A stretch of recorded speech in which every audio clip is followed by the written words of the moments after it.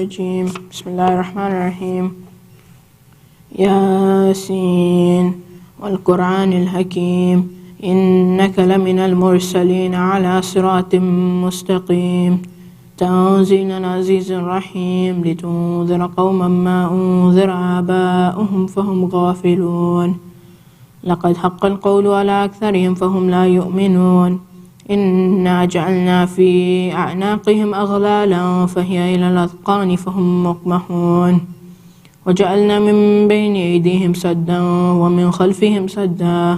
ومن خلفهم سدا فأغشيناهم فهم لا يبصرون وسواء عليهم أأنذرتهم أم لم تنذرهم لا يؤمنون إنما تنذر من اتبع الذكر وخشي الرحمن بالغيب فبشره بمغفرة وأجر كريم إنا نحن نحيي الموتى ونكتب ما قدموا وآثارهم وكل شيء أحصيناه في إمام مبين واضرب لهم مثلا أصحاب القرية إذ جاءها المرسلون إذ أرسلنا إليهم 2 فكذبوهما فعززنا ب3 فقالوا إنا إليكم مرسلون قالوا ما أنتم إلا بشر مثلنا وما أنزل الرحمن من شيء إن أنتم إلا تكذبون قالوا ربنا يعلم إنا إليكم لمرسلون وما علينا إلا البلاغ المبين قالوا إنا تطيرنا بكم لئن لم تنتهوا لنرجمنكم وليمسنكم منا عذاب أليم قالوا طائركم معكم أئن ذكرتم بل أنتم قوم مسرفون وجاء من أقصى المدينة رجل يسعى قال يا قوم اتبعوا المرسلين اتبعوا من لا يسألكم أجرا وهم مهتدون وما لي لا أعبد الذي فطرني وإليه ترجعون أأتخذ من دونه آلهة إن يردني الرحمن بضر لا تغني عني شفاعتهم شيئا ولا ينقذون إني إذا لفي ضلال مبين إني آمنت بربكم فاسمعون قيل ادخل الجنة قال يا ليت قومي يعلمون بما غفر لي ربي وجعلني من المكرمين وما أنزلنا على قومه من بعده من جند من السماء وما كنا منزلين إن كانت إلا صيحة واحدة فإذا هم خامدون يا حسرة على العباد ما يأتيهم من رسول إلا كانوا به يستهزئون ألم يروا كم أهلكنا قبلهم من القرون أنهم إليهم لا يرجعون وإن كل لما جميع لدينا محضرون وآية لهم الأرض الميتة أحييناها وأخرجنا منها حبا فمنه يأكلون وجعلنا فيها جنات من نخيل وأعناب وفجرنا فيها من العيون ليأكلوا من ثمره وما عملته أيديهم أفلا يشكرون سبحان الذي خلق الأزواج كلها مما تنبت الأرض ومن أنفسهم ومما لا يعلمون وآية لهم الليل نسلخ منه النهار فإذا هم مظلمون والشمس تجري لمستقر لها ذلك تقدير العزيز العليم والقمر قدرناه منازل حتى عاد كالأرجون القديم لا الشمس ينبغي لها أن تدرك القمر ولا الليل سابق النهار وكل في فلك يسبحون وآية لهم أنا حملنا ذريتهم في الفلك المشحون وخلقنا لهم من مثله ما يركبون وإن نشأ نغرقهم فلا صريخ لهم ولا هم ينقذون إلا رحمة منا ومتاعا إلى حين وإذا قيل لهم اتقوا ما بين أيديكم وما خلفكم لعلكم ترحمون وما تأتيهم من آية من آيات ربهم إلا كانوا عنها معرضين وإذا قيل لهم أنفقوا مما رزقكم الله قال الذين كفروا للذين آمنوا ونطعم من لو يشاء الله أطعمه إن أنتم إلا في ضلال مبين ويقولون متى هذا الوعد إن كنتم صادقين ما ينظرون إلا صيحة واحدة تأخذهم وهم يخصمون فلا يستطيعون توصية ولا إلى أهلهم يرجعون ونفخ في الصور فإذا هم من الأجداث إلى ربهم ينصلون قالوا يا ويلنا من بعثنا من مرقدنا هذا ما وعد الرحمن وصدق المرسلون إن كانت إلا صيحة واحدة فإذا هم جميع لدينا محضرون فاليوم لا تظلم نفس شيئا ولا تجزون إلا ما كنتم تعملون إن أصحاب الجنة اليوم في شغل فاكهون هم وأزواجهم في ظلال على الأرائك متكئون لهم فيها فاكهة ولهم ما يدعون سلام قولا من رب رحيم وامتازوا اليوم أيها المجرمون ألم أحد إليكم يا بني آدم ألا تعبدوا الشيطان إنه لكم عدو مبين وأن اعبدوني هذا صراط مستقيم ولقد أضل منكم جبلا كثيرا أفلم تكونوا تعقلون هذه جهنم التي كنتم توعدون اصلوها اليوم بما كنتم تكفرون اليوم نختم على أفواههم وتكلمنا أيديهم وتشهد أرجلهم بما كانوا يكسبون ولو نشاء لطمسنا على أعينهم فاستبقوا الصراط فأنى يبصرون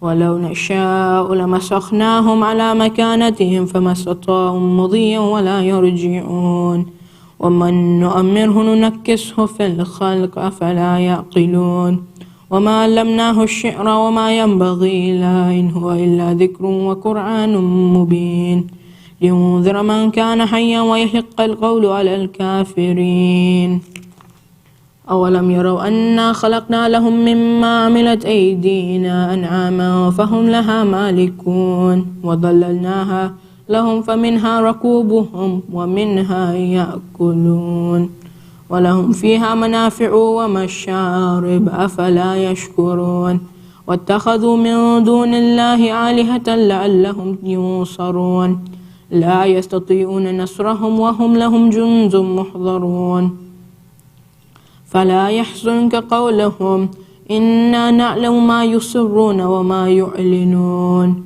أولم يرى الإنسان أنا خلقناه من نطفة فإذا هم خصيم مبين وضرب لنا مثلا ونسي خلقه قال من يحيي العظام وهي رميم قل يحييها الذي أنشأها أول مرة وهو بكل خلق عليم الذي جعل لكم من الشجر الأخضر نارا فإذا أنتم منه توقدون أوليس الذي خلق السماوات والأرض بقادر على أن يخلق مثلهم بلى وهو خلاق العليم إنما أمره إذا أراد شيئا أن يقول له كن فيكون فسبحان الذي بيده ملكوت كل شيء وإليه ترجعون صدق الله العلي العظيم اللهم صل.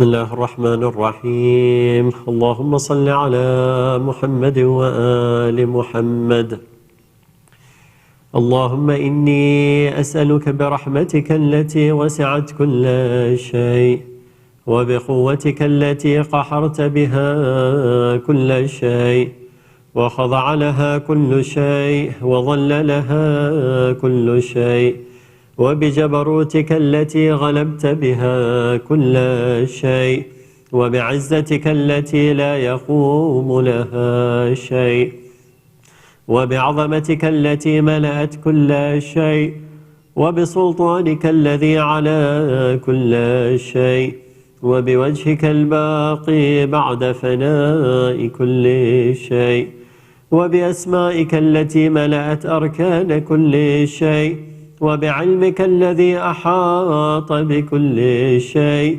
وبنور وجهك الذي أضاء له كل شيء. يا نور يا قدوس، يا أول الأولين ويا آخر الآخرين. اللهم اغفر لي الذنوب التي تحتك العصم، اللهم اغفر لي الذنوب التي تنزل النقم، اللهم اغفر لي الذنوب التي تغير النعم، اللهم اغفر لي الذنوب التي تحبس الدعاء، اللهم اغفر لي الذنوب التي تقطع الرجاء، اللهم اغفر لي الذنوب التي تنزل البلاء، اللهم اغفر لي كل ذنب أذنبته وكل خطيئة أخطأتها.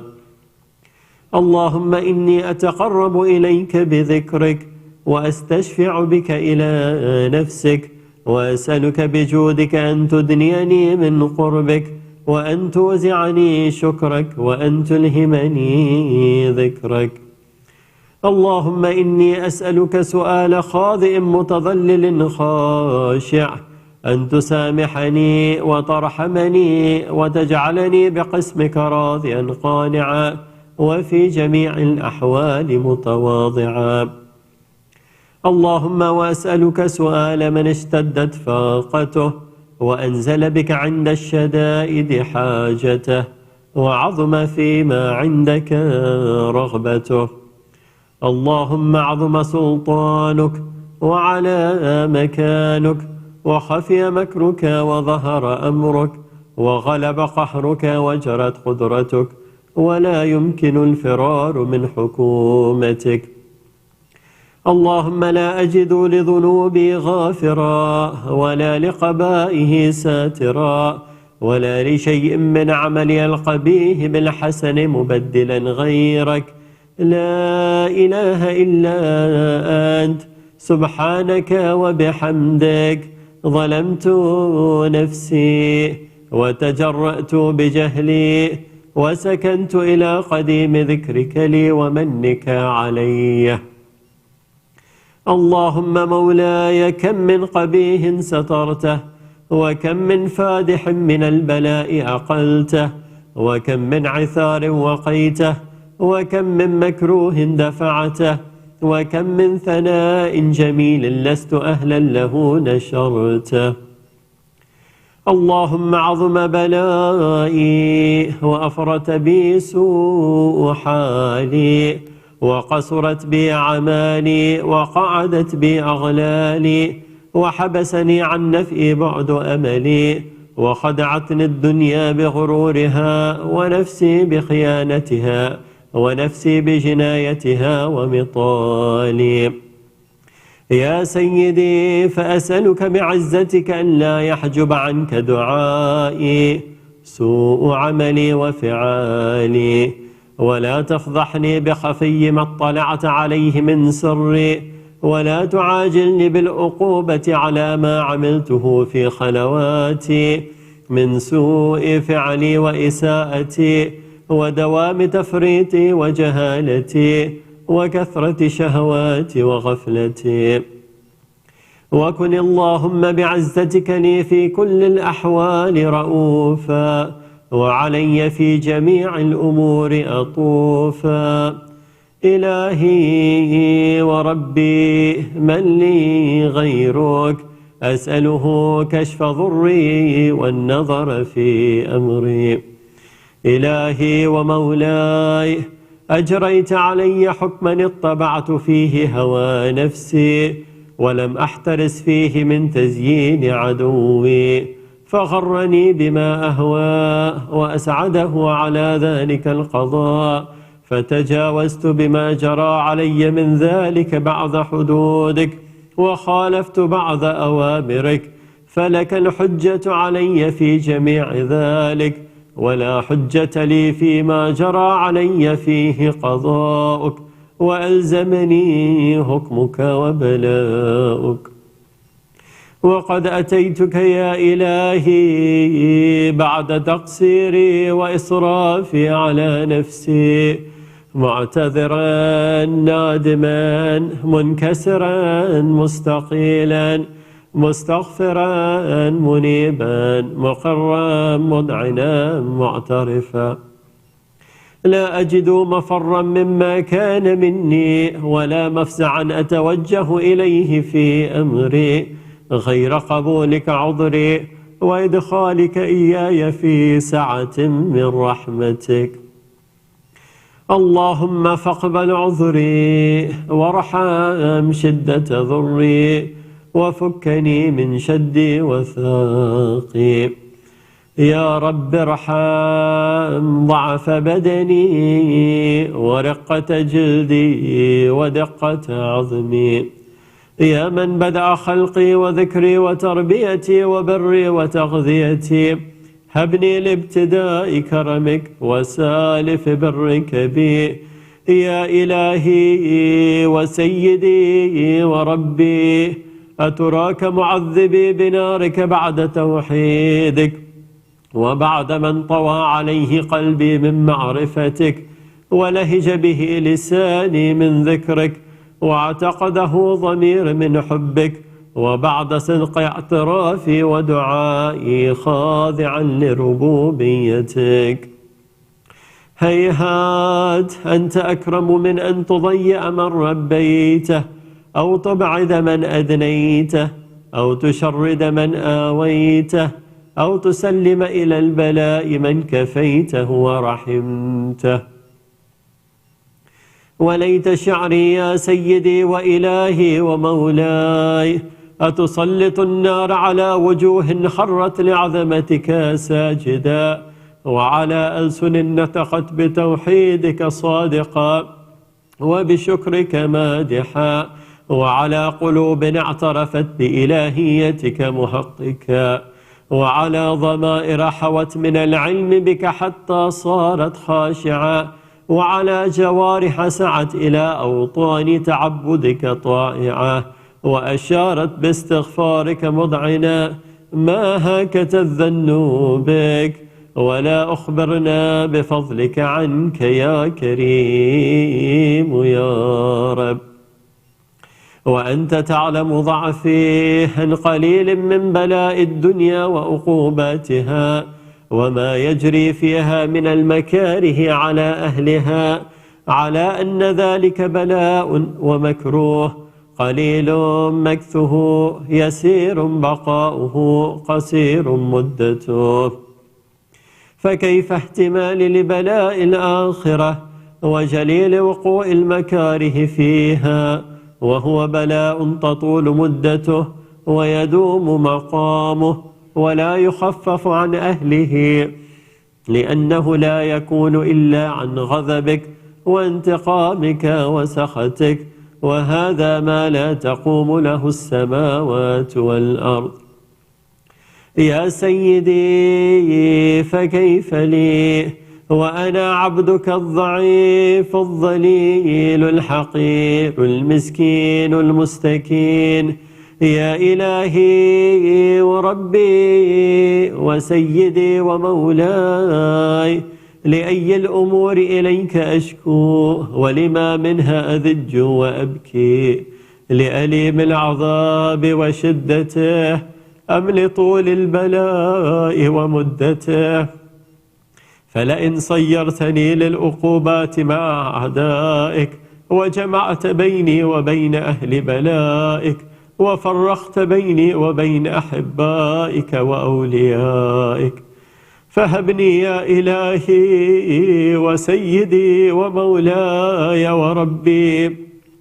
صبرت على عذابك فكيف أصبر على فراقك وهبني يا إلهي صبرت على حر نارك فكيف أصبر عن النظر إلى كرامتك أم كيف أسكن في النار ورجاء عفوك. فبعزتك يا سيدي ومولاي أقسم صادقا لئن تركتني ناطقا لأذجن إليك بين أهلها ذجيج الآملين ولا أصرخن إليك صراخ المستصرخين ولا أبكين عليك بكاء الفاقدين ولا أنادينك أين كنت يا ولي المؤمنين يا غاية آمال العارفين يا غياث المستغيثين يا حبيب قلوب الصادقين ويا إله العالمين أفتراك سبحانك يا إلهي وبحمدك تسمع فيها صوت عبد مسلم سجن فيها بمخالفته وذاق طعم عذابها بمعصيته وحبس بين أطباقها بجرمه وجريرته وهو يذج إليك ذجيج مؤمل لرحمتك ويناديك بلسان أهل توحيدك ويتوسل إليك بربوبيتك يا مولاي فكيف يبقى في العذاب وهو يرجو ما سلف من حلمك أم كيف تؤلمه النار وهو يأمل فضلك ورحمتك أم كيف يحركه لهيبها وأنت تسمع صوته وترى مكانه أم كيف يشتمل عليه زفيرها وأنت تعلم ضعفه أم كيف يتقلقل بين أطباقها وأنت تعلم صدقه أم كيف تزجره زبانيتها وهو يناديك يا رب أم كيف يرجو فضلك في عتقه منها فتتركه فيها هيهات ما ذلك الظن بك ولا المعروف من فضلك ولا مشبح لما عاملت به الموحدين من برك وإحسانك فباليقين أخطأ لولا ما حكمت به من تعذيب جاحديك وقضيت به من إخلاد معانديك لجعلت النار كلها بردا وسلاما وما كان لأحد فيها مقرا ولا مقاما لكنك تقدست أسماؤك أقسمت أن تملأها من الكافرين من الجنة والناس أجمعين وأن تخلد فيها المعاندين وأن تجل ثناؤك قلت مبتدئا وتطولت بالإنعام متكرما أفمن كان مؤمنا كمن كان فاسقا لا يستوون إلهي وسيدي فأسألك بالقدرة التي قدرتها وبالقضية التي حتمتها وحكمتها وغلبت من عليه أجريتها أن تهب لي في هذه الليلة وفي هذه الساعة كل جرم أجرمته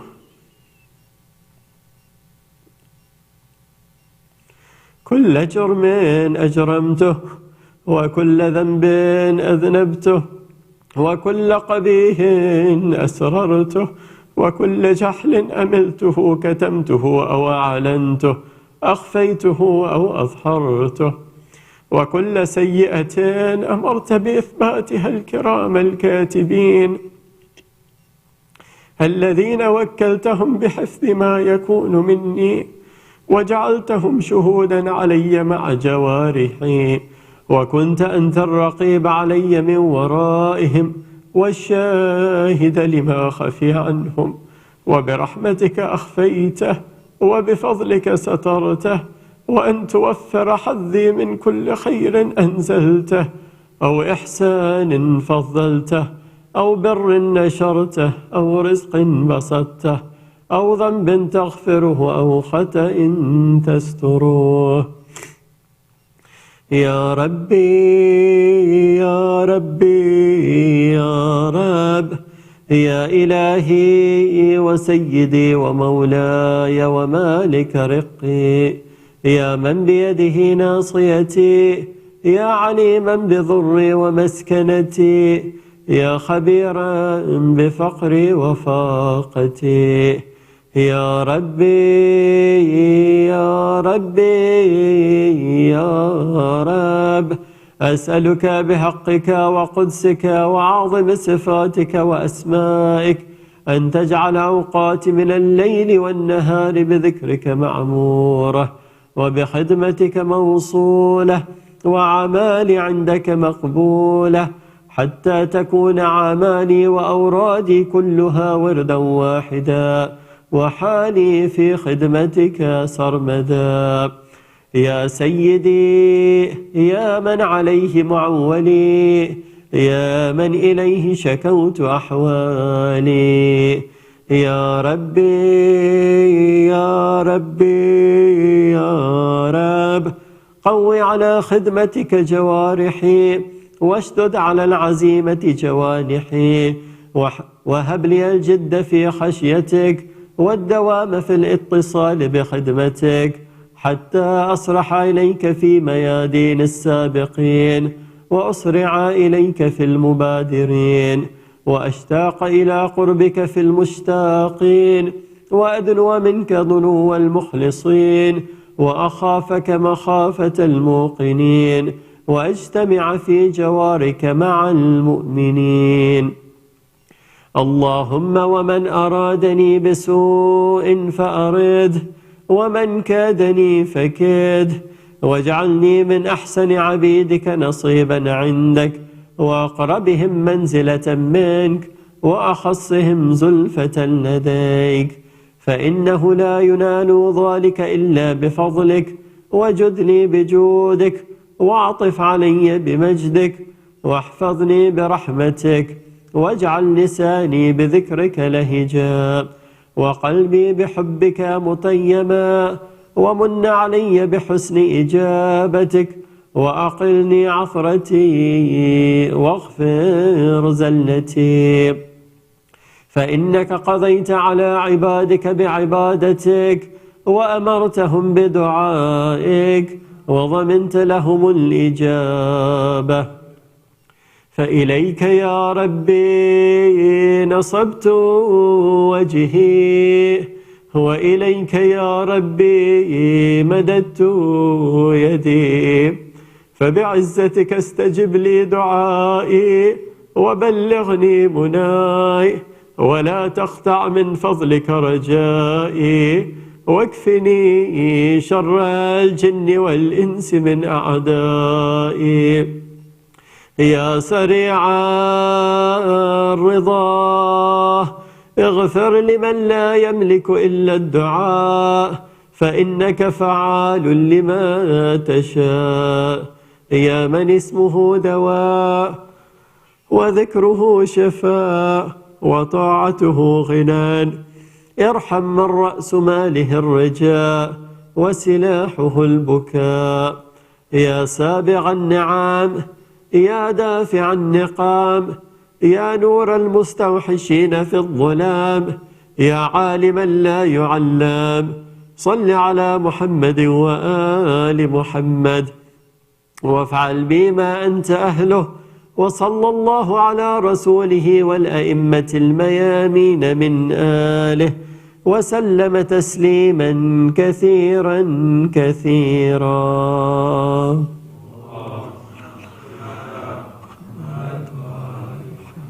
حاجات.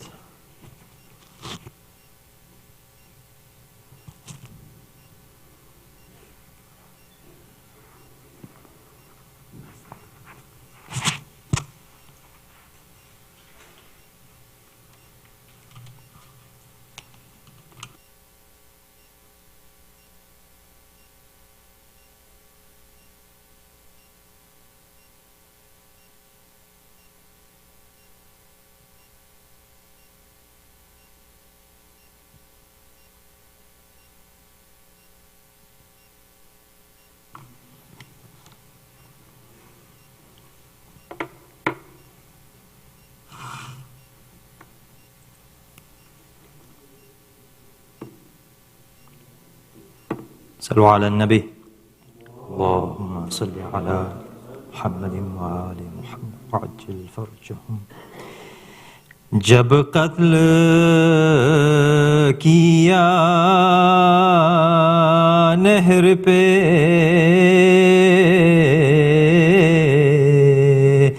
سکائے حرم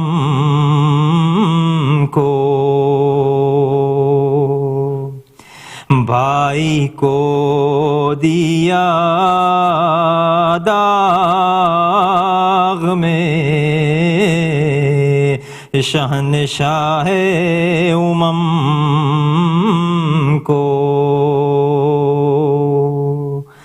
پانی نہ دیا پیاس میں ان بہرے کرم کو، تھا شور کہ اب خوف کسی کا نہیں ہم کو،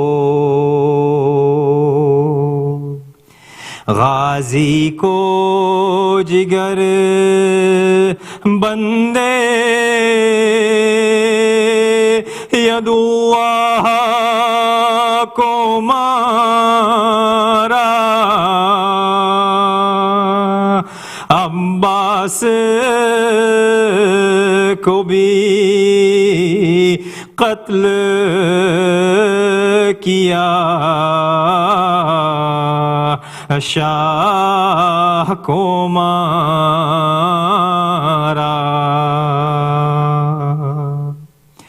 اس شیر پہ نازا تھا بہت سروار دلگیر،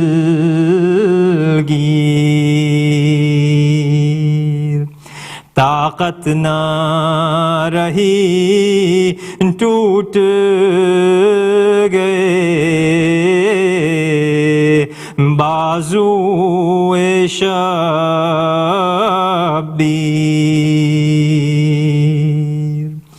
لرزا ہے بہت ضعف سے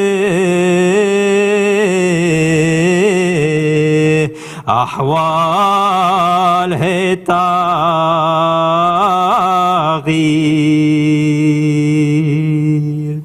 خود آ کے رکھ دیں گے گلا اب تا ہے شمشیر،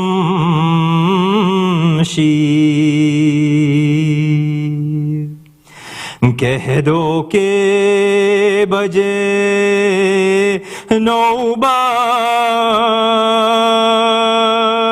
لشکر میں خوشی کی، بس ختم ہوئی جنگ حسین ابن علی کی، عادت تو یہ کہتے تھے شہ دین کا یہ تھا حال، تر آنسو سے ہوتا تھا رومال پیرومال،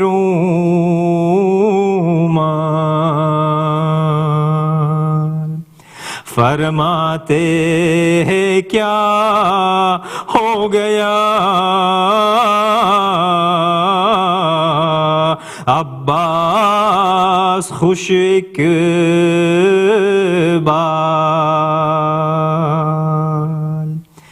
دنیا میں نہیں جینے کا अब फातिमा का लाल। बिन भाई बसर होगी न एक आन हमारी,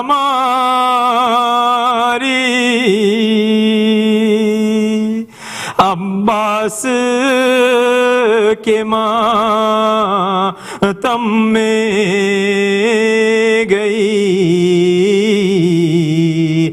जान हमारी।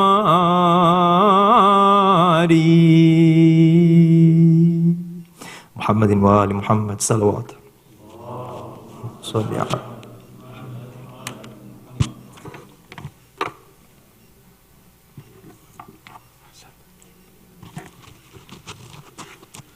Bismillahirrahmanirrahim.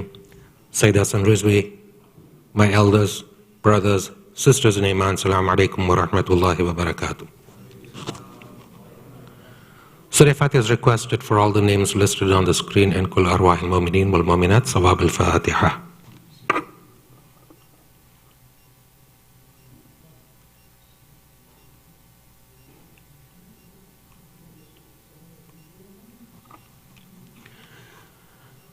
Ayat Mayyajibun is requested for all the names listed on the screen and whoever is in need of it here and elsewhere.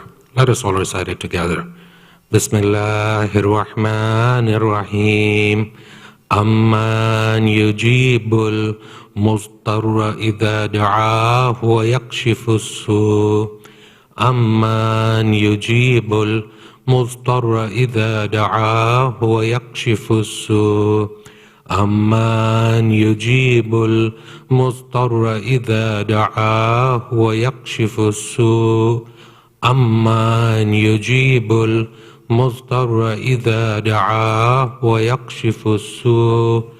أمن يجيب المضطر إذا دعاه ويكشف السوء. اللهم صل على محمد وآل محمد.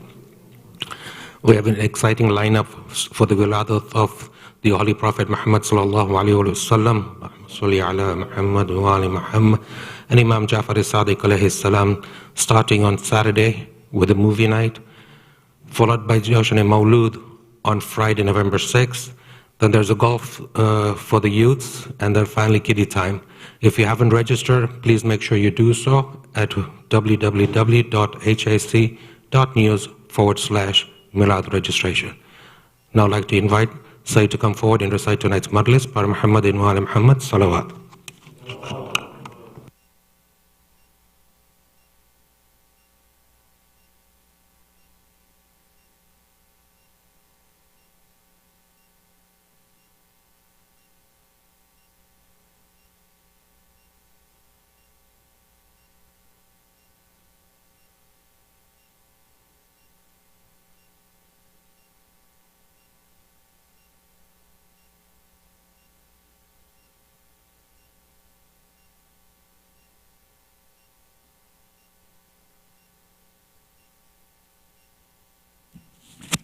رحم الله من قارئ الفاتحة بعد الصلوات. اللهم صل على محمد وآل محمد. بسم الله الرحمن الرحيم. الحمد لله رب العالمين الرحمن الرحيم مالك يوم الدين إياك نستعين الصراط المستقيم صراط الذين أنعمت عليهم غير المغضوب عليهم.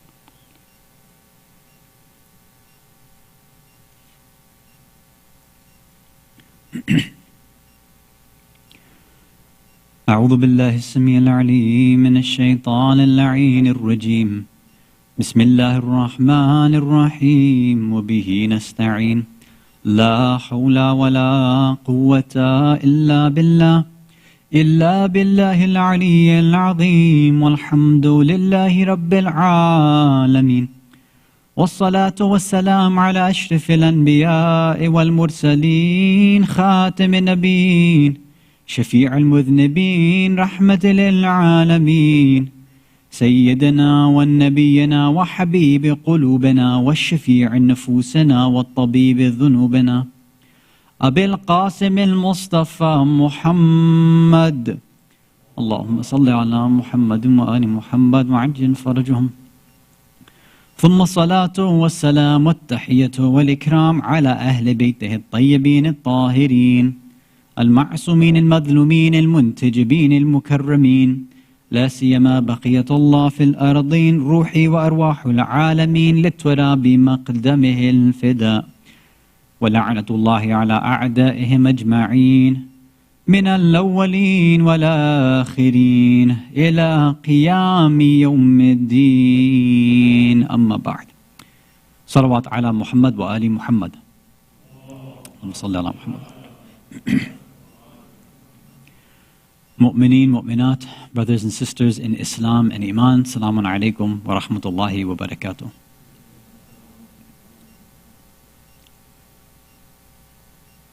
Before we start tonight's discussion, there was one question that was posted up on Slido regarding the after the Eid al-Zahra speech.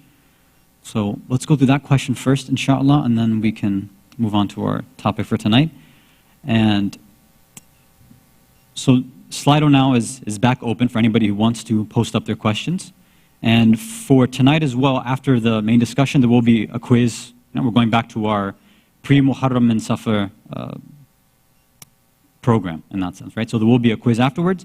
So if you could log in now and not wait till afterwards so that we can get the quiz started sooner, that'd be much appreciated. Okay. So the one question that was left over, there was only one question posted from Eid al-Zahra. The person's asking, are there any sources that Ibn Marjana and Umar ibn Sa'ad didn't die on the same day, or do most sources say they died on the same day? So for those of you who don't know, Ibn Marjana is another name for Ubaydullah ibn Ziyad, right? Who was sent by Yazid to Kufa, and he was pretty much the one calling the shots in Kufa. And then is the one who sent obviously Shimr and Umar ibn Sa'ad and everybody towards Karbala. So the person's asking if Ibn Ziyad and Umar ibn Sa'ad died on the same day or not, and what the historical discussion is about that. And I'm assuming that this is in reference to the fact that some say Eid al-Zahra represents when both of the heads were sent, right, on the same day, or they're both killed on the same day.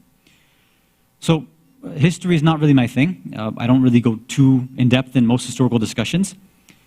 As far as the superficial research that I've done on this topic, it seems as though the majority of sources say that it's nearly impossible for them to have been killed on the same day. Nearly impossible. So many of you, I'm sure, have seen Mukhtarnameh, right? So you've seen how things have played out. Now, all these events where Mukhtar's uprising, his revolution had taken place, where he had taken revenge. This is happening if we're talking about Hijri, it's maybe between 685, 687 Hijri, right? Which is maybe 66, 67, or between 65, 67 Common Era. So within those years, you see all these, these events taking place, and he's going after these various individuals. As far as Ubaydullah ibn Ziyad, his death, according to most sources, was when he faced the Mukhtar's army, not specifically Mukhtar, but he was in a battle, the battle of Khazir, I believe it is, Khazir. Khazir is a place that's towards northern Iraq, if I'm not mistaken, near Mosul, that area. So from the movie, if you remember, or the series, Ubaydullah ibn Ziyad made his final stand against Ibrahim ibn Malik al-Ashtar, right? So he was commanding that force, right? Ibrahim was, on behalf of Mukhtar, and he faced off against Ibn Ziyad at this place. If I'm not mistaken, Ibn Ziyad had about 4 to 8 times as many soldiers as Ibrahim ibn Malik al-Ashtar did, right? I think some sources say that Ibrahim's army only had 8, 10, 13,000, whereas Ibn Ziyad had maybe between, some sources say 60,000, some say 80,000. So clearly they were, as far as numbers were concerned, they should have dominated the Mukhtar's army.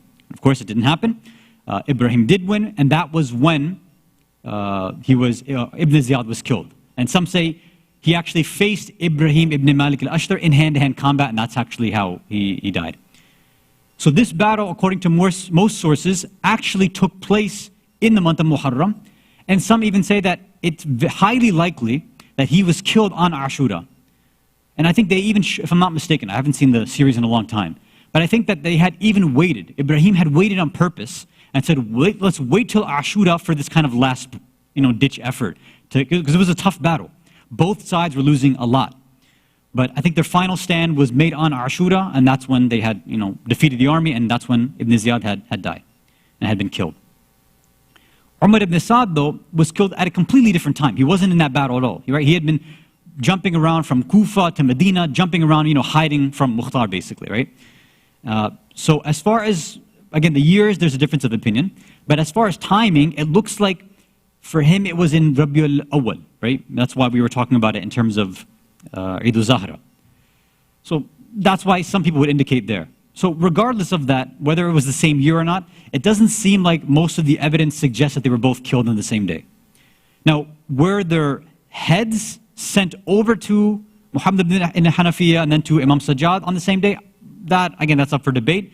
I haven't really seen anything myself. If anybody has any resources that they've seen, please send it over to me so I can take a look, inshallah. So hopefully that answers your question, that the majority of historians would say that no, they were not killed on the same day. Whether the heads were sent or not, it's up for debate, but it doesn't seem very, very likely. Salawat ala Muhammad wa ala Muhammad.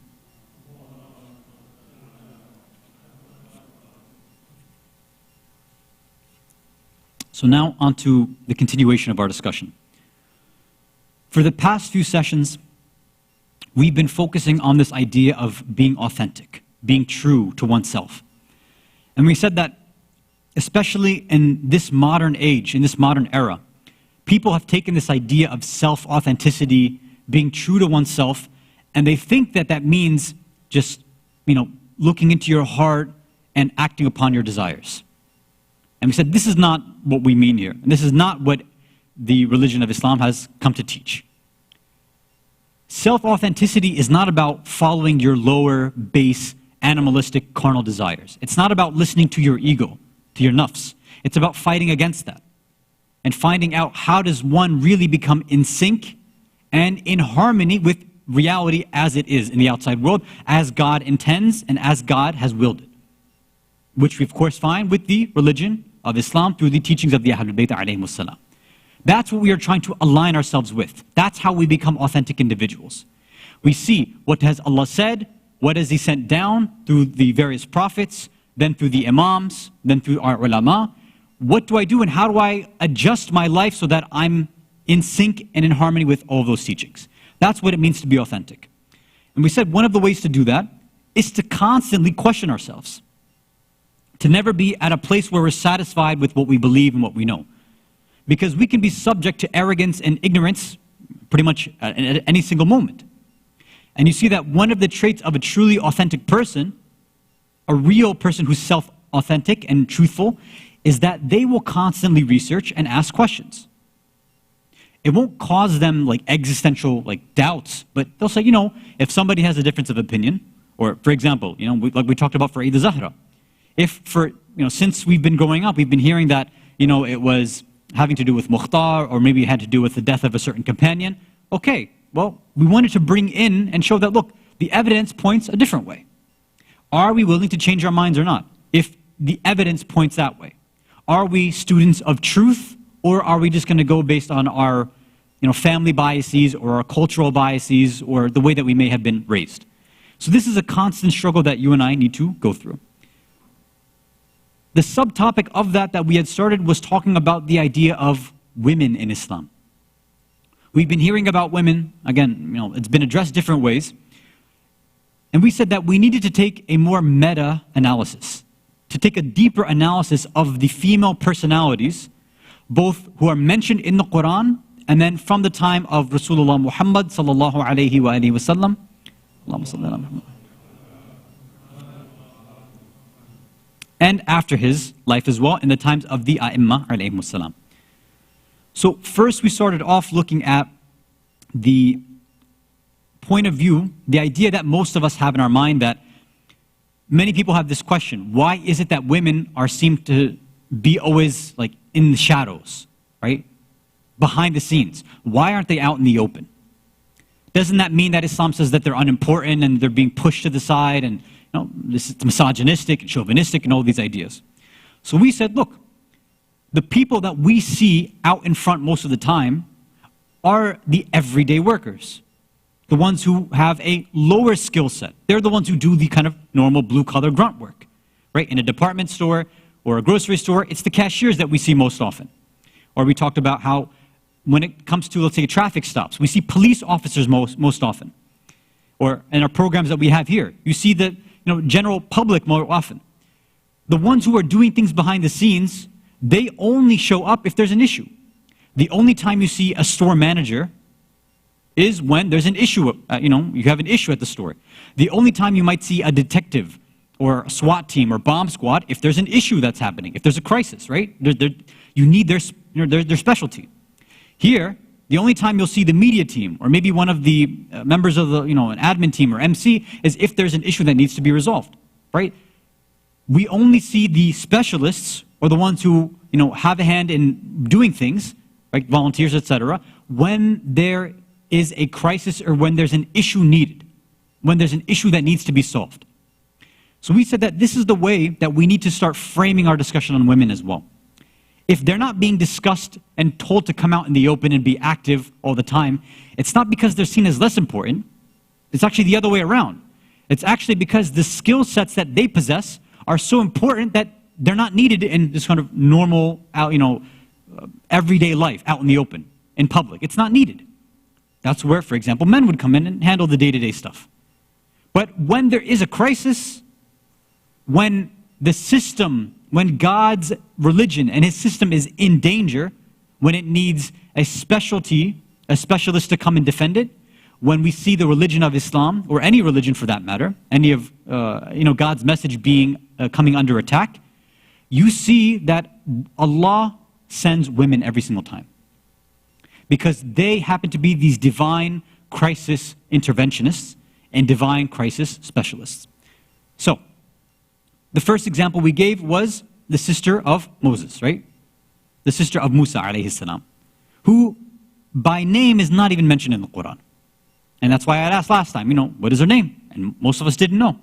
And I had no idea until I did the research myself.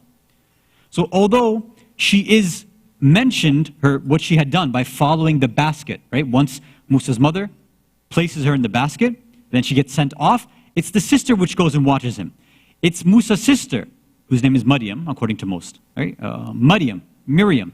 She's the one who follows the basket and sees that it gets there safely to the Pharaoh's palace. And then she's the one who says, I know somebody who can give this child milk, right? When he was refusing all the other wet nurses that were there. So she is the one. Maryam is the one who's defending and protecting her brother, protecting the Imam, or God's representative. And then she's also the one that is connecting Musa alayhi salam back to his mother, in order so that he can survive and be fed. So this was the Quranic example. Now we could give other examples too. We could, for example, talk about the lady Maryam, right? The mother of Jesus, of Isa alayhi salam. And I think that would be a very, very good example as well. In the fact that, we all know she has this, special status, obviously. But the fact that the miracle, right? The main miracles of Jesus, of Isa alayhi salam, are impossible without Maryam, without Mary. It's impossible. We don't have this virgin birth anywhere else. It's only with Nabi Isa. We don't have a baby speaking right after they're being born, except for Nabi Isa. And this can only happen if Maryam is actually there with the baby. So her and her relationship with her son is something that you don't see anywhere else discussed in the Quran. Now I'd say anywhere else, you don't really see that discussed. But inshallah, maybe in December, towards the end of December, I think something happens towards the end of December, I can't remember what, right? December 25th or something. So maybe at that time, we'll talk a little bit more about Nabi Isa and Lady Maryam alayhim as-salam. Salawat ala Muhammad wa ala Muhammad.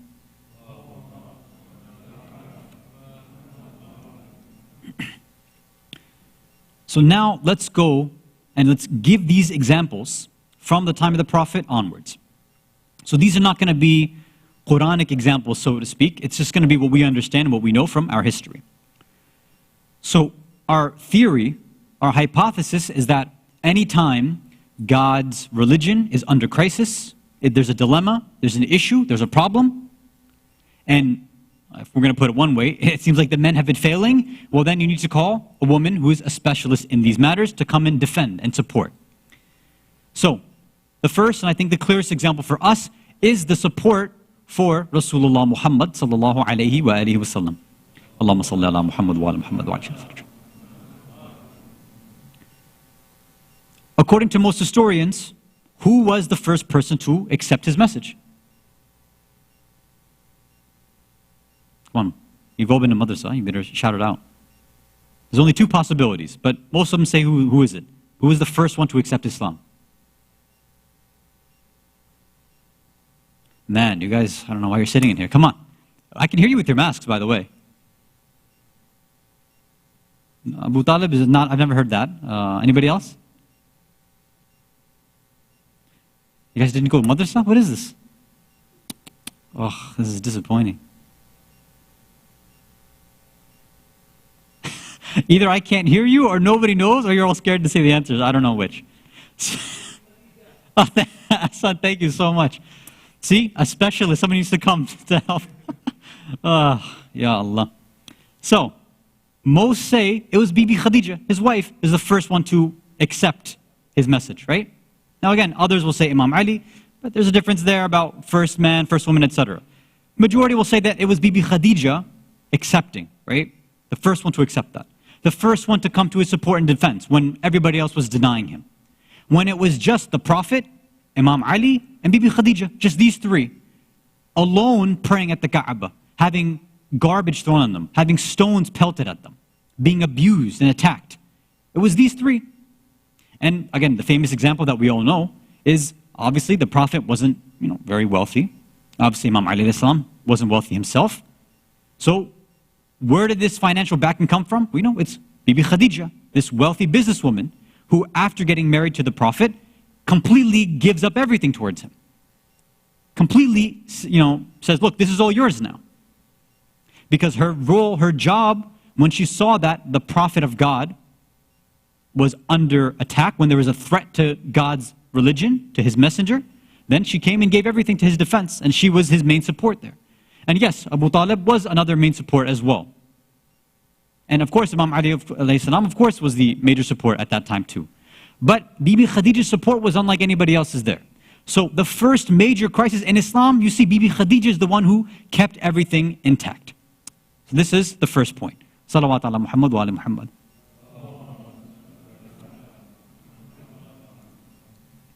Now, we fast forward in history. What's the next major crisis in Islam? The next major one is after the death of the Prophet. The Prophet passes. We see some individuals who go back, well, not some, many, if not most, go back on their word. Right? They had given bay'ah to Imam Ali at Ghadir, and multiple times they had heard the Prophet saying that, Ali, he's the Mawla, he's the one after me, he's the one in charge. But of course, people, as we talked about before, people had broken their oath and they had gone back on it. So whatever allegiance they had given, whatever they had witnessed at Ghadir, and many times when the Prophet was mentioning many things about the virtues of Imam Ali alayhi salam, it's like they just forgot it, or they just didn't care. So when certain people stole the right of Imam Ali, when we see other individuals just cower in fear as to what happened there, who was the first one to come to the defense of Imam Ali? Bibi Fatima alayhi salam. She is the one who does what? Right after all of these incidents, almost immediately, she goes door to door to everybody and says, hey, weren't you there at Ghadir? Do you not know the virtues of our Imam, our Wali, my husband, Amir al-Mu'mineen? Don't you know this? You were present there, so why are you sitting in your homes right now? Why aren't you defending him? She was the one going door to door and saying this, and of course, because of their spiritual diseases, they said, sorry, we can't do anything about it. She was the one who faced her oppressors in the palace directly, saying that you stole my right of fadak. This is mine. You have no right to it. She went and said it in front of everybody else that was there. I demand my right. This is mine. And this wasn't just, again, I know the way that some Orientalists and some academics try to frame it is that, oh, she was just after money or whatever. That's ridiculous. There's no way that's possible, right? It's the most ridiculous argument somebody could make. Every single argument she gave, they said that, she was bringing Quranic evidence from a hadith. She's giving that this is an Islamic evidence that I'm showing you that what you're doing is incorrect, that you've stolen something that doesn't belong to you. And in a sense, she's also making a, religious and a socio-political argument that this seat of Khilafah that you're sitting on right now doesn't belong to you. So you don't have any right to make this decision in the first place. So she's trying to wake people up to see that, look, these people don't even understand Islamic law. How can you, follow them and allow them to be your leader? And we see what happens. And we saw what happens afterwards. After, this is what leads up to like somebody like Muawiyah and then Yazid coming to power. Because we saw people just didn't care. So the first or the next crisis after the Prophet was immediately after his death. We see which person stands up and is there for that crisis. It's a woman. Who is it? It's Bibi Fatima. She's the one who gets up in this crisis of Walaya to try to awaken people, to get them back to the HIC, the reality, the truth that they said that they would believe in and that they would act upon, but they had never done. So this was the... Allahumma salli ala Muhammad.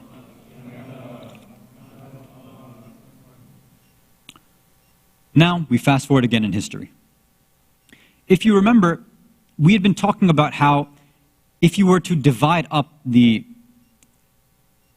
Islamic mission from the Prophet, all the Ma'sumin, the Imams, we can look at, and break them up into 4 Imams in each category, right? The first 4 Imams, next 4, each with their own focus or message.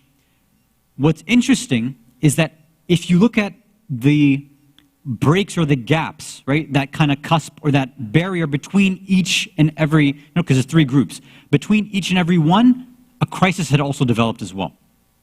So the first one we talked about was the Prophet, right?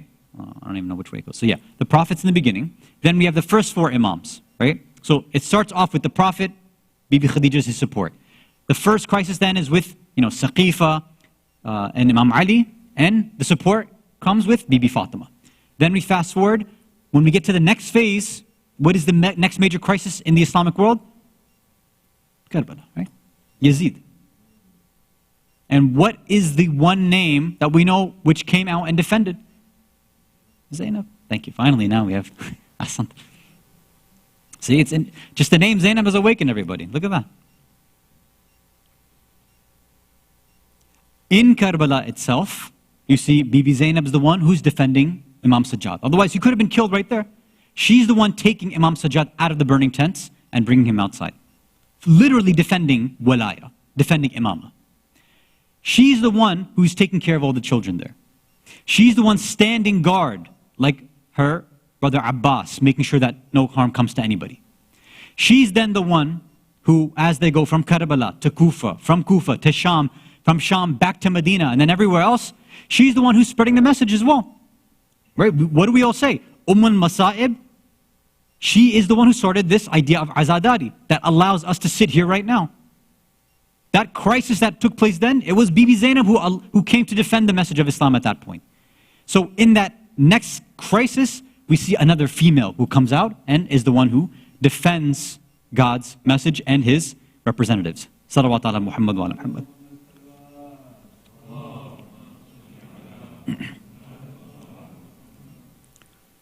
The final one, right? So we went through the first 4 Imams, right? And then we see that at that point, we see Bibi Zainab taking her role.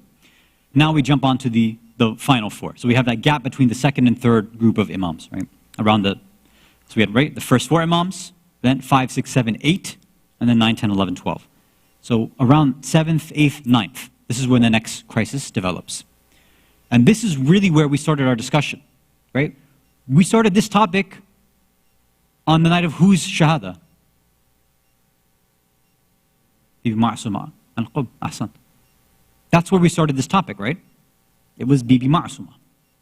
Because we wanted to see how can we re-examine the role of Walaya, re-examine our understanding of women through her. And we took a whole look, we went around everywhere, and now we're back to her. Somebody who's been deemed by her brother, Imam al-Rida alayhi salam, that she is a ma'sum, she's ma'suma.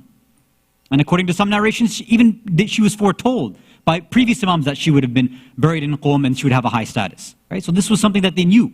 It's almost as if they understood that every single amount of years there will be a crisis and somebody will rise up and defend Imamat and Wilayat. And this is what Bibi Ma'asuma alayhi salam did. We see what? After Karbala, fourth, right? After the fourth Imam, fifth, sixth Imam, generally they have this openness, they're able to teach people, generally speaking. But then when it comes to the seventh and then the eighth, then you see again, once again, Walaya, Imamat, Islam is in a crisis. What we see here is this. You see, there were a lot of followers or lovers of the Ahlul Bayt. That's the whole reason why Ma'mun wanted the eighth Imam to come to him in the first place, right? In Khurasan. He said, look, there's all these Alawis, right? There's all these lovers of the Ahlul Bayt. If I grab this, right? If I grab Ali ibn Musa al-Rida, bring him here, and make it seem as though, I'm going to make him the Khalifa, then all the Shias will love me. That was his plan. So we might be thinking, what exactly was the issue there? Why is it that somebody who clearly, if they're Shias, why wouldn't they say he should be the Imam right away? Right? The eighth Imam should have been, why is Ma'mun allowed to be the Khalifa? Isn't this like a strange idea? And I don't have time to go into the history, but I want to give you just some background about the sort of different trends among lovers and followers of the Ahlul Bayt. To use the word Shia might be a bit kind of an exaggeration, but to see that there were three sort of different trends and approaches and beliefs about the eighth Imam and what was going on then. See, the first group were those who, because they were politically, let's say, naive, or I'd say stupid, they said, oh look, Ma'mun made our Imam in charge, so Ma'mun must be a great person, let's support him. Right? Just foolish Shia, who just didn't see the context clues that he was being ripped away from his family in Medina. He's being forced, almost kept in a house arrest in Khurasan, and he wasn't allowed to do anything. But these foolish, naive Shias, they didn't understand that. They said, oh look, Ma'mun made him, he's going to make him the Khalifa, this is amazing, we have our Imam with us. Because so just dumbfounded by this idea. So this was the first group. They celebrated the fact that Ma'mun brought him. They didn't understand. The second group were the sort of other side. They said, how dare you? You're supposed to be the descendant of the Holy Prophet. How could you, Ali ibn Musa al-Rida, how could you work with a zalim like Ma'mun? How could you accept this? And again, they were the other side of stupid, the other extreme. They were also naive that, can't you see that he was forced to do this? He had no choice. Why would any Imam leave all their family behind in Medina and just come like that? Why would he be sitting around doing nothing in Khurasan and not come and take part? It was just, again, people on both extremes can be very, very naive about our understanding of imamat or walayat. And again, some of these trends still continue. And it's really interesting. They claim that they love the Imam, but some of them, they said that they told the Imam directly to his face, you have humiliated your forefathers. This is the way that they would speak to the Imam sometimes. And then we see all these other, different trends, right? The Waqifis, those who stopped at the seventh Imam, they started developing all these other trends of people who stopped at different numbers of Imams. So all of these lovers and followers of the Ahlul Bayt, they were all over the place. They were very confused and very naive about what they were doing. The third group were the ones who said, look, we are sad, we're upset because we know that our Imam is mazloom, he's being oppressed, he doesn't belong here. He's been forced to do this, but we can't do anything. We can't really support him. We need, a wake-up call. And when Imam al-Rida perhaps saw this and realized that I'm all alone here in Khurasan, I need somebody to come and defend me. Perhaps this is where he remembered, my forefather Ali, Amir al-Mu'mineen, he had Fatima. My grandfather Hussein and Imam Sajjad, they had Zainab. I need somebody else as well. So that's why many historians say he wrote a letter directly to his sister, Fatima al-Ma'asuma, while she was in Medina. And it was only about 1 year that he had been in Khurasan. The letter reaches her, and me, he says, without delay, pack up and come to me. I need your support. I need your help. And along the way, we don't really have her speeches. We don't really have anything written by her. What we do know is that one of the key things that she had done was that she was a narrator, right? She was a faqih. She was a scholar in her own right. As she was going different places, what she was narrating were different ahadith. Not fiqh rulings necessarily, although she did answer those when she was a child. But specifically what we see narrated from her are Ghadir, the Fada'il of Imam Ali, the Manzila, the Hadith al-Manzila of Imam Ali. Why? Perhaps it's because she saw that all these quote-unquote lovers of the Ahlul Bayt, the lovers of Imam Ali, these quote-unquote Alawis, whatever, they were so confused about that idea of Walaya and Imamat that they were, in these sects and splinter groups. She needed to help them understand that your Imam is sitting there in Khurasan, you need to do something about it. She's continuing the same trend, what the 8th Imam did, right? When he was being carried, that famous golden chain narration that we know that, right? Ana min shurutaha, right? That the Imam, the 8th Imam himself, walayat is a shart to allowing La ilaha illallah to become your protection. So Bibi Ma'asuma alayha salam wanted to do the same thing. To go from place to place and to teach these people, whether they were followers of Ahlul Bayt or not, that look, your wali, your Imam, your leader, he's not sitting in that palace. He's sitting in house arrest in that house in Khurasan, and you need to rise up. Perhaps this is exactly why Ma'mun, when he saw this, he made sure to make her Shahida before she had ever reached and come close to Imam al-Rida. So, what we had to discuss tonight was this. In our theory, that women are crisis specialists, that they come whenever there's a crisis, we see that with Bibi Khadija, she was there to support her husband, the Prophet. With Imam Ali, Bibi Fatima comes and defends Walaya and supports there. With Imam Hussein and Imam Sajjad, Bibi Zainab is also called to arms, so to speak. And then with Imam al-Kadhim and Imam Ali ibn Musa al-Rida, we see, again, a woman, Bibi Ma'asuma al-Qub. Now the question for all the women here is, if we understand this sort of crisis that has taken place, and that women were the ones who did this, what exactly are you going to do for the crisis that we are dealing with right now? The crisis of our ghaiba and being away from the Imam of the time. Are we going to take these examples from the women and create our own understanding of like this, this weird modernist notion of Islamic feminism and women need to do X, Y, Z, based on a misunderstood or an abused and a selective reading of history? Or do we want to look at the actual details and histories of all these great women and try to learn from their examples? So this is something for all of you to think about, inshallah, and maybe we can open it up on another night, or if it comes into a Slido Q&A.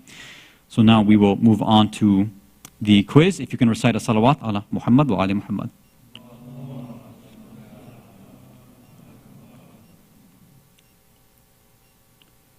Okay. So let's see if I'm logged in here so I can see it from here, because I can't read from there anymore. Oh, so we have questions. Okay. How does the modern woman play a role? Oh, here it is, Q&A, sorry. Hasan. How does the modern woman play a role in protecting Walaya? That's a great question. I don't think I'm already borderline over time. So we're going to have to, I think these two questions we'll both we'll read them so that you can discuss with your families. And then we'll discuss it, inshallah, maybe next time. So how does the modern woman, how do modern women play a role in protecting Walaya? And the second one is Bibi Khadija alayha salam used to be a very successful business person. She gave her wealth after she got married to the Prophet. Does this mean that it is okay for women to get into business until there is a need to protect Walaya? Again, that's another good question. So we'll start off with these in our next session, inshallah ta'ala. But I wanted to get through the quiz because that takes up time too. So let's go with that. If you can recite another salawat ala Muhammad wa ala Muhammad.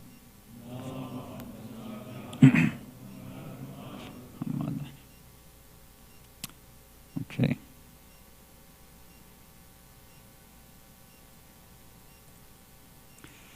Okay, so people are slowly joining in, although next time we got to do it ahead of time, right? So we don't take so much time before. So, Assalamu alaikum to everybody, Qambar, to Hasan, Mukhtar al-Thaqafi, Muzammil, John Muhammad, RMJ, ST, Eid Zahra Mubarak, Plato, specialist, Mujahid.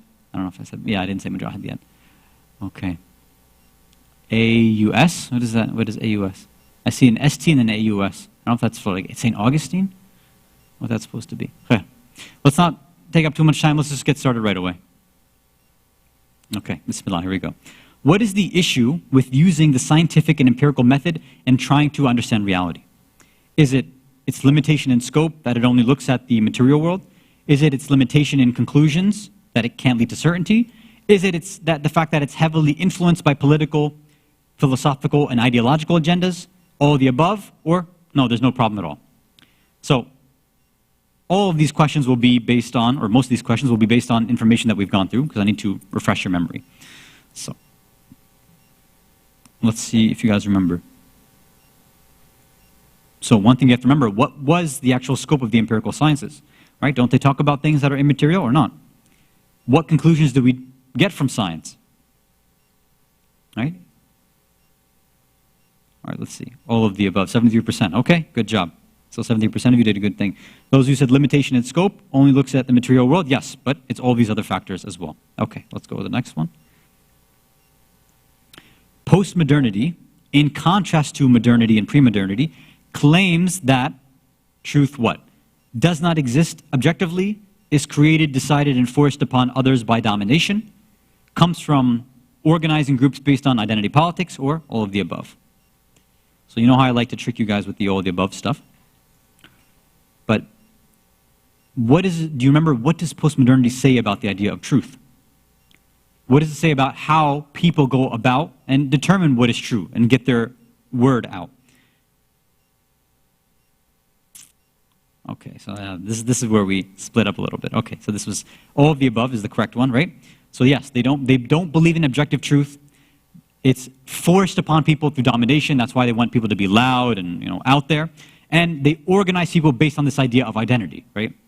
And this is where we said, being self-authentic, this is where their meaning comes from. Not our meaning, but their meaning. So we have to be careful and we don't fall into their sort of line of thinking. Okay, two more. We can imagine 3 stages of the Imams, alayhim salam, their system of training, education, and community building as what?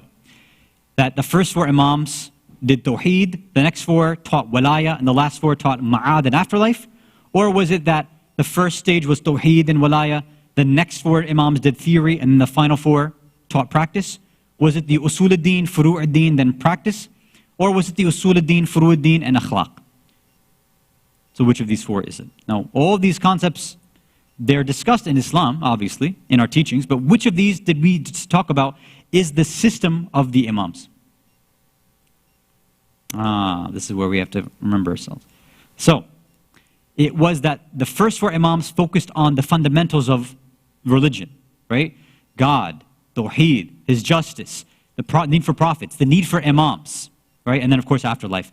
Then the next 4 Imams said, now let's teach you how to draw from that laws, principles, things like that. And then the final, last stage of the last 4 Imams, let's prepare you for occultation, for ghaiba, where you're going to have to be attached to scholars and representatives so you can learn how to do this on your own when the Imams are not in front of you. Okay, final one. The 9th Imam, alayhi salam, is reported to have said, if the blank stays silent, people would not argue with each other. Is it if ignorant people stay silent? Is it if the ulama stay silent? Is it if the kuffar, right, non-Muslims stay silent? Is it all of the above or none of the above? Which group, if they were to keep quiet, would lead to less and less or no arguments in a setting or a community? Hasan. So most of you got it. It's ignorant, right? Some of you said ulama. I can see all of the above. Well, maybe we'll discuss that some other time. Okay, let's see. Very good to most of you. Okay, so Socrates, is that Socrates who did number 1? Or specialist? Hasan. So to the specialist, very good. Inshallah, we'll continue on with hopefully more quizzes for our next sessions and our topic that we addressed tonight. Walhamdulillahi Rabbil Alameen. Wa sallallahu ala Sayyidina Muhammad wa ala ahli bayti tayyibin tahirin. Wassalamu alaikum wa rahmatullahi wa barakatuh. Salawat.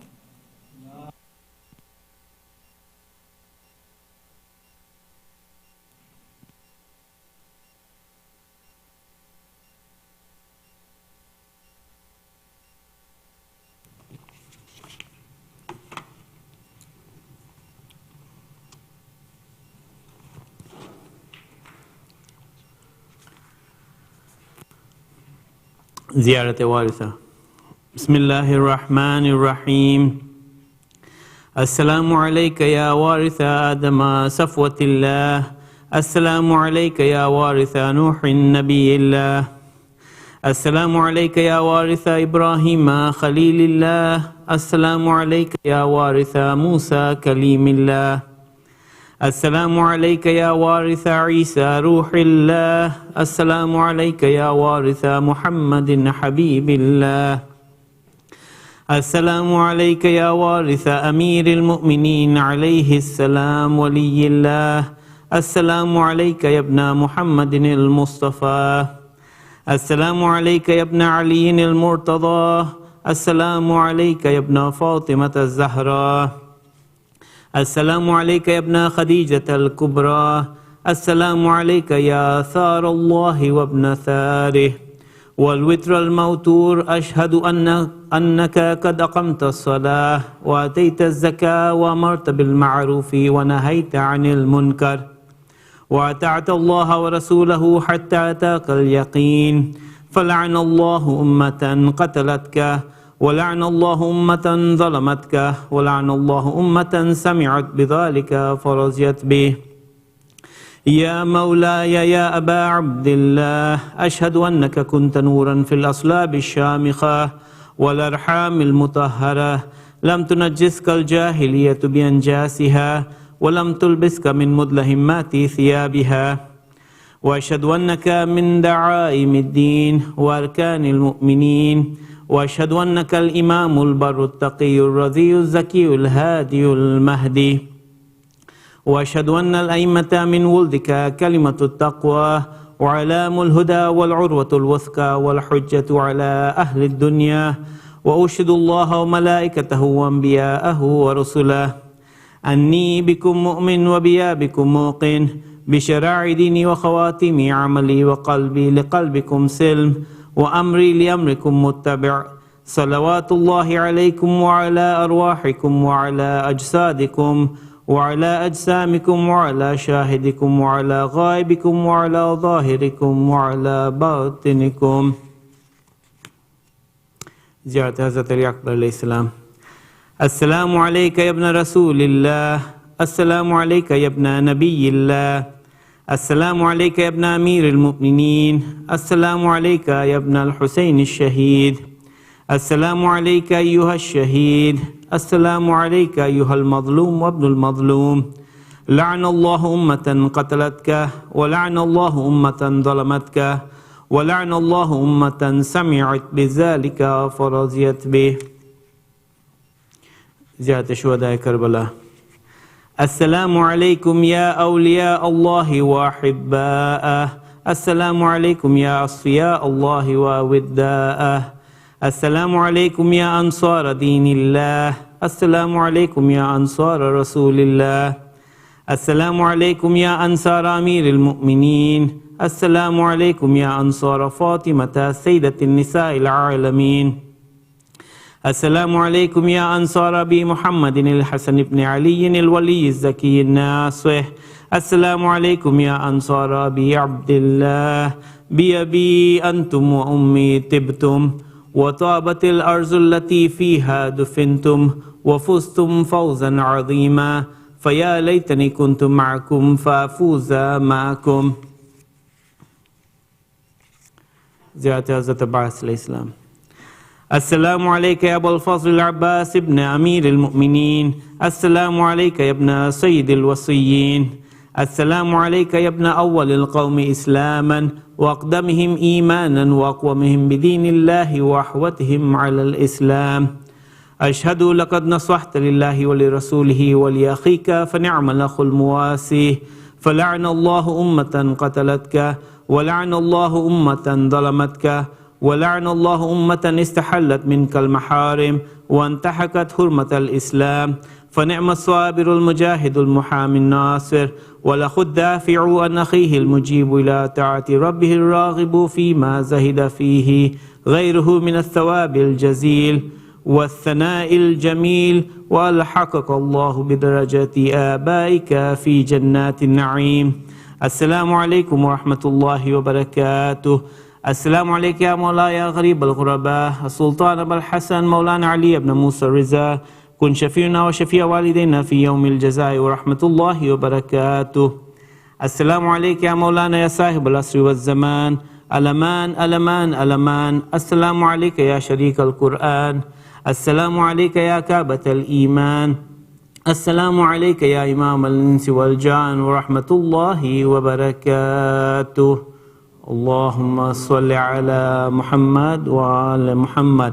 اللهم كل وليك الحجة ابن الحسن صلواتك عليه وعلى آبائه في هذه الساعة وفي كل ساعة وليا وحافظا وقائدا وناصرا ودليلا وعينا حتى تسكنه أرضك توأ وتمتيه فيها طويلا برحمتك يا أرحم الراحمين. اللهم صل على محمد.